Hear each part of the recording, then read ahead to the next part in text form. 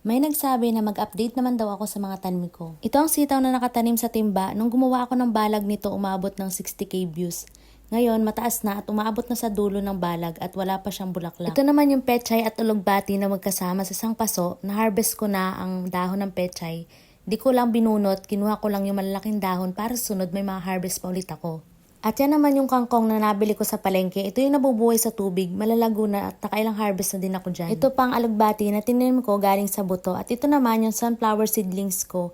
Dyan ko lang nilagay at bibili pa ako ng lupa para mailipat sila sa malaking paso. Ito naman yung sinya, kakaibang kulay daw yan. Di ko lang sure, i-update ko kayo kung anong magiging bulaklak niya. Ito naman, may pechay din ako dito na nakatanim sa bottle ng Coke. Pansamantala, dyan ko lang isasabit kasi hindi pa ako nakakagawa ng paglalagyan. Ito naman yung second batch na tanim kong kamatis. May bulaklak na din.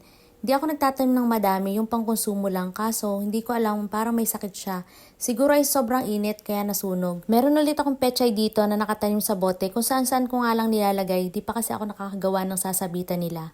Napaka-healthy ng pipino kong ito. Huli ko na nga palang natanim yan pero mas malaki pa dun sa nauna. Wala pang tali ang balag, lalagyan ko din yan sa isang araw. At may bulaklak na din. Ito naman yung una kong nailipat. Pero sabay-sabay kong pinatubo yan. Nahuli lang yung dalawang seedlings kasi hindi ko kaagad nailipat.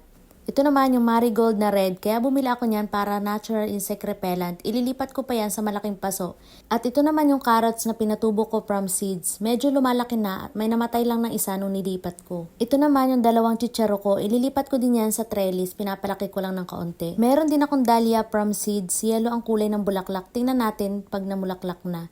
Ililipat ko din yan sa ibang paso. Meron pa ulit ako ditong sinya, tingnan natin kung anong magiging kulay nito. Ito naman yung onion leaves, first time ko nga lang pala magpabuhay nito. Tig-dalawang seedlings ang tinanim ko sa bawat taniman, kaso yung iba, isa na lang ang nabuhay at ito wala nang nabuhay ni isa. Magpapatubo na lang ulit ako. Iba, di lahat successful ang tanim, talagang may namamatay at natutunaw pero okay lang yan. Ito naman ay red okra na tinaniman ko sa gilid ng pechay. Ito pa ang flower seeds ko na sunflower at sinya. Iriripat ko yan pagsasamahin ko para maganda.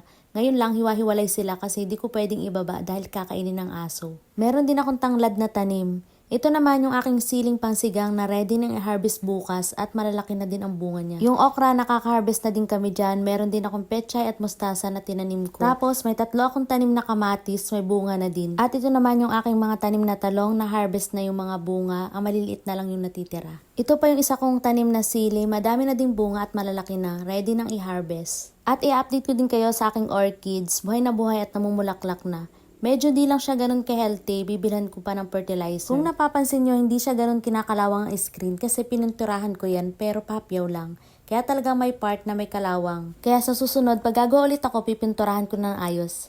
Makikita nyo yung mga orchids may bago ng ugat kaya buhay na talaga sila. Yung iba may bulaklak na. Sa ngayon, okay na okay pa din naman ang aking ginawang DIY na lagay ng orchids. Bagay kasi ito kung wala kang space. Okay lang naman kung anong gusto nyo gamitin. Kung gusto nyo ay plastic na screen, choice nyo po yun. Nasa inyo naman po yan. Kasi may kanya-kanya tayong gusto. Yun lang naman, update ko na lang ulit kayo.